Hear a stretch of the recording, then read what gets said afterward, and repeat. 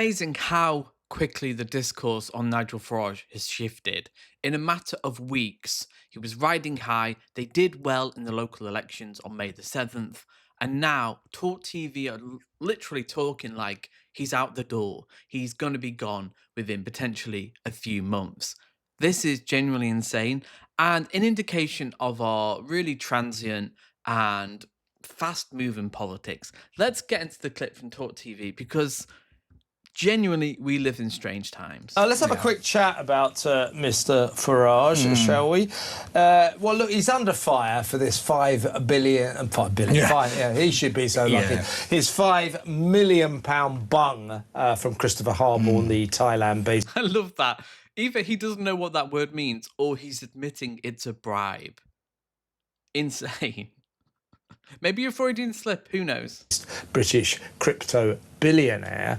This was to help Nigel pay for his own security. He has been seriously let down by Parliament over his personal security. He should have full security. He's probably the biggest target almost in Westminster. You know, he really is. And yet they took away most of his security. That's outrageous. So he does have... Yes, that was after 2024. That happened last year in 2025. He got the bung in 2024. That doesn't make sense. And also, you're saying it's not security.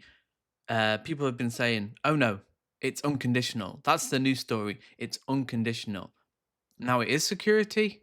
I am very confused. Expenses when it comes to his personal security, but people say £5 million. That seems like a lot, and he gets very tetchy when quizzed about it. And today, as I say, the front page, it's not the only paper, they're all running this big, is revealing that he raked in £270,000 for 12 hours work. That's £22,500 an hour as a brand ambassador for a gold bullion dealer. So $5 million from Christopher Hudd, 270 for 12 hours work. We understand the iPaper is now revealing that he has told friends he's worried about being found guilty of allegedly breaching parliamentary rules by accepting this £5 million. So just an admittance of guilt then. Oh, I'm worried that I probably did something wrong. Oh, I thought you had nothing to hide, Nige. You seem like a very confident man in your innocence with your media appearances. Oh my God. Within 1 year of becoming an MP, he claims he didn't break the rules, but he's worried that if he fails that, there will be a by-election in his constituency of Clacton, that presumably he'll re-stand in, but he's very worried about it, and there is serious... Which, with this media environment, he could lose. People are turning in Farage like that, and I've been predicting this for 3 years for this channel. The infighting, the egos, the Farage show, all about making money, all about grift, doesn't care about the working people. This was inevitable, and I'm enjoying every moment of it, and you should too. Talk at Reform Towers now that Mr. Farage will not lead Reform UK into the general election. Yeah, I think that's Just that sentence alone is insane. How quickly this is happening. It's happening. Things are happening. That's pretty fair, actually, to be honest, because I remember Ladbrokes, the betting shop, they had him at 50-50, staying on as leader, and that was just before the Makerfield by-election, actual polling day. This has been a long time coming, actually, because it's not just the one story, as you've just said. There's one incident, and another, and another, and eventually the asset on the ticket can become the drag on the ticket. He's done a great job to get reform to where it is. If they want to push on, it might be worth him stepping away, but they need a kind of coronation of their own, if I'm being honest. But there's a lot of other structural things in reform that really need to change. But on the issue of Farage himself, it's interesting that he's now started, these things are starting to come out, that he's talking to friends, and, you know, he had the incident with David Bull on Channel 5, where he was talking about he needs a rest. He needs to have a rest. I mean, that is not what you want to hear from a former insider. A former chairman. A former chairman, you know, it's by the way, Farage sacked. Oh, yes, exactly, you know, I think in terms of David Bull, we're talking about a revenge being a dish best served cold. Yes, but this is how they operate. It's all ego. They're all fighting amongst themselves. They want the top job. Farage is the party. He wasn't elected. He created the party. He was the dominant shareholder when he got this bung. He wasn't in politics though, apparently. And now they're all fighting for the top job. And Farage will probably just give it away. He will just be like, I've had enough. I need a few more bungs, and then I'm out of here. He went on to Channel 5 last week and said it's time for Nigel to take a break. He wasn't saying he should step down, but he says he It's was. the implication. More and more He people are was. saying that. He was. That's exactly what he was saying. Clearly what he was saying. He will see the internal dynamics of reform, which was good. It's going to come out. I can't wait for that book in a year, a couple of years. It's going to be very interesting to see what's happening right now. You know, I've got all these people say, oh, why are you talking about this? Well, Rachel, she writes in to say, I know you have to talk about the £5 million issue with Farage. Of course we do. Yeah. We're journalists. We can't ignore this. It's on the front pages. Nigel Farage understands we have to talk about it. He was interviewed by Julia Hartley-Brewer earlier this week.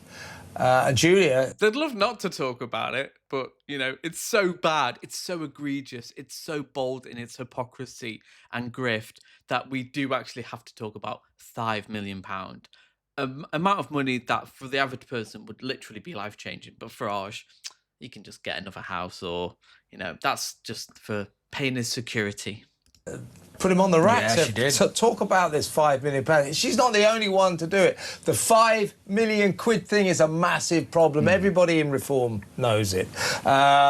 Now, Rachel says, I know you have to talk about the £5 million issue with Farage, but even if he gets forced to a by-election, I'm pretty certain he'd win his seat back. He's a fighter and has massive support. He does have massive support. He is a fighter. I want to keep stressing. I bow to no one in my admiration for Nigel Farage. What he's done with Reform UK... He's a journalist. He's a journalist, an impartial, objective journalist. Is phenomenal to take that party from being a kind of also-ran outrider into the party that is polling the most popular party. Yeah, one of the most astroturfed, well-funded parties in history. Most of the bots engaging online, I think Twitter, YouTube, 60% of Reform UK, and that's an underestimate, that's a conservative estimate, are, you know, paid for and signal boosting in the most artificial way, Reform UK. It's not a real party. It's an illusion. The media signal boosts them. The polling signal boosts them. It's not real. It's all an illusion. That's why it's breaking apart so easily. He was in a fragile position. He's been walking this tightrope. And finally, things are falling apart for Nigel Farage. And I'm here for it. In the country still ahead is just astonishing. It's astonishing, but it does seem that Makerfield, the failure in Makerfield hit him hard. Yeah. That's 2 by-elections in a row Reform chose lousy candidates. Matt Goodwin in Gorton and Denton, I have massive admiration for him, very clever guy, but he's a southern professor. To stick him into a northern working class community like Gorton and Denton was a non-starter, no-hoper. And that guy Rob Kenyon, the plumber who stood at Makerfield, I mean, he never stood a chance. So 2 bad... Even that admission is interesting because a lot of Reform voters don't care about the sexism, the misogyny. It's just because it was so blatant and the evidence was clear. Usually they obfuscate and they're like, oh no, you know, it's, you know, banter, squaddy banter. That's how they've tried to phrase it. Locker room banter. But no, actually people don't want this. People don't want sexism. They don't want racism. They think they do, but actually they want someone who can govern, who can represent the constituents and can improve their lives. Reform UK and Nigel Farage can't do that. That's the problem. I think genuinely people, the more exposure they have to Farage and he has more scrutiny, the quicker it falls apart. The same with Donald Trump. He is the most unpopular president in history. Farage is, it's the same thing happening right now. Candidates in a row. I think Makerfield, the failure in Makerfield hit Nigel Farage hard, and there is talk, you can't avoid it. There's a lot of talk about his very future. How long will he stay in charge of Reform UK? As I said, I'm just putting this out there.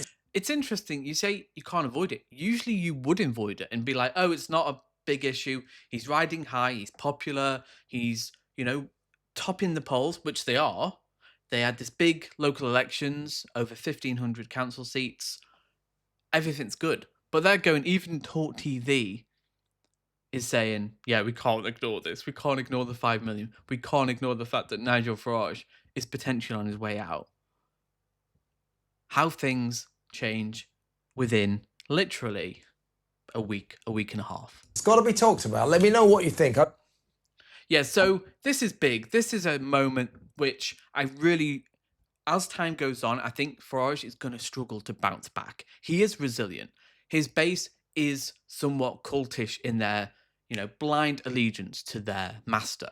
But like with Trump, that allegiance can fall apart in just the quickest of time, and I think it's happening. But I don't think we should be complacent. I think we need to be aware of who's going to replace Nigel Farage. He's going to have a replacement, and the question is, Z Youssef, Robert Jamrick, can they have the aura? Can they continue that energy? I don't think they can. So it's a question of, can Andy Burnham deliver? And if not, what happens after then? And I think hopefully that's the opportunity for the Green Party to really shine and offer real solutions. People are desperate. People want real change. They want to feel hope for the future. That's what it should be about. And there is a bit of hope with Andy Burnham, but I think there are big questions of, can he deliver enough? He may do some good things, but can he deliver enough for the working people? That's the big question. I want him to succeed, but only time will tell. So tell me your thoughts below. Are things happening? Or really, is this just a blip? Will Farage bounce back? He is a fighter. He is. You can criticize him, but clearly he's someone who will hold on, like Keir Starmer, hold on to the bloody end. So tell me your thoughts below, join the membership. Thank you to all the channel members, and I will see you in the next video.